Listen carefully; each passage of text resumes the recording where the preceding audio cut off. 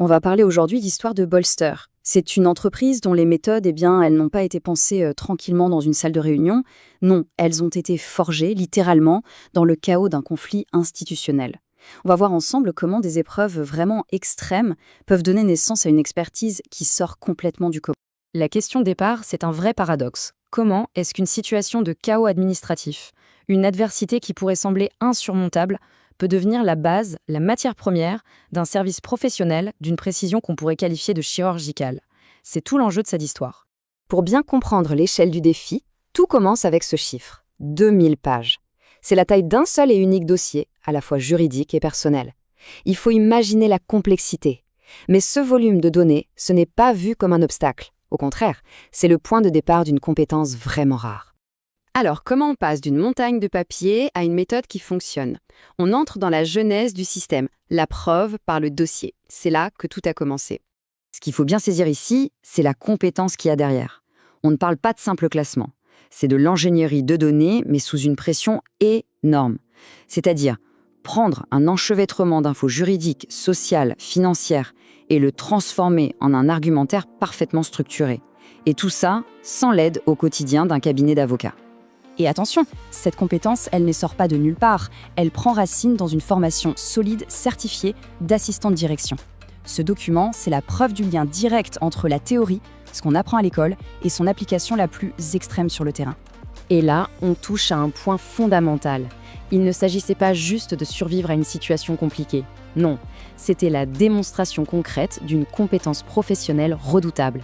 Le chaos a en quelque sorte servi de crash test et il a validé sur le terrain toute la puissance du rôle d'office manager. Ok, après la gestion des données, on passe à l'étape suivante, l'épreuve du feu si on peut dire, le volet financier.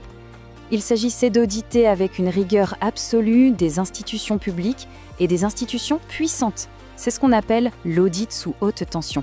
Là, l'expertise monte encore d'un cran. On n'est plus seulement dans la gestion, on est dans l'anticipation. C'est une approche d'une précision absolue. Chaque demande d'argent est transformée en un rapport analytique béton justifié au centime près. Le but, ne laisser aucune, mais alors aucune place au rejet. Concrètement, ça donne quoi? Eh bien, tout commence avec ce chiffre, plus de 33. C'est le nombre d'anomalies et d'erreurs bancaires qui ont été repérées, puis officiellement contestées auprès de la caisse d'allocation familiale. Et grâce à cette méthode, des chiffres très précis ont été retrouvés. Par exemple, ici, des retenues totalement injustifiées de 119 et 231 € qui ont été identifiées et contestées. Ce n'est pas tant le montant qui compte, c'est la preuve que la méthode fonctionne et qu'elle permet d'obtenir ce que les sources appellent une régularisation millimétrée. Cette précision chirurgicale, on la retrouve aussi dans le domaine juridique. Ce chiffre, 304,03 €, ce n'est pas une estimation à la louche. C'est le montant exact d'une pension alimentaire qui a été justifiée devant un juge aux affaires familiales grâce à un calcul méticuleux de chaque besoin du quotidien. Et ça, c'est peut-être la preuve la plus spectaculaire de cette maîtrise financière. Sous une contrainte extrême, un budget de survie, le RSA, a été complètement transformé en capital d'investissement.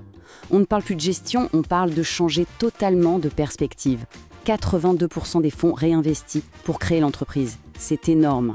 Jusqu'à présent, on a vu des compétences qui ont été forgées en réaction à des crises. Mais à partir de là, l'histoire change. On passe à une phase de construction, volontaire et stratégique, d'un véritable arsenal technique pour l'avenir. Cette chronologie, elle montre bien la stratégie.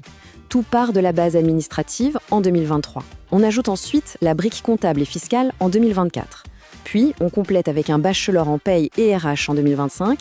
Et enfin, la cerise sur le gâteau, une certification en management de projet en 2026. Ce n'est pas une collection de diplômes, c'est l'assemblage calculé d'un service complet et cohérent.